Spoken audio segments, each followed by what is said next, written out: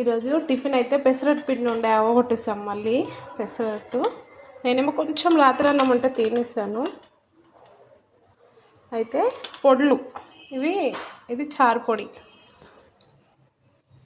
చారు పెట్టుకొని ఇది వేసేసుకొని కొంచెం మరిగితే చాలు, ఇంకా ఏం వేసుకోనక్కర్లే. కొంచెం ఉప్పు వేసుకో.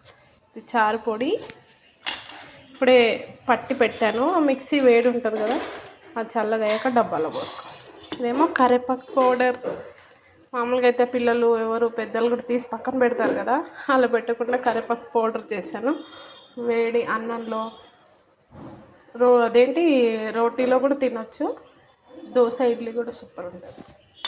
అయితే బీరకాయ తొక్కతో పచ్చడి, గోంగూర పచ్చడి వేడిగా ఉన్నాయి. ఇప్పుడే ఫ్రెష్గా చేస్తాం. బీరకాయ కర్రీ, ఇంకొక బీరకాయ కర్రీ. ఇది రొట్టెలో కొంచెం కారం తక్కువ వేసి. అయితే వైట్ రైస్. చిక్కుడుకాయ ఫ్రై అవుతుంది.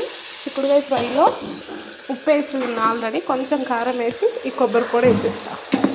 ఇది మొన్న చేసి పెట్టుకున్నాను కదా, కొబ్బరిలు ఎక్కువ ఉంటే పాడవుతున్నాయని ఆ పొడి. ఉల్లికాడలు పెసరపప్పు వేసి కర్రీ చేయాలి.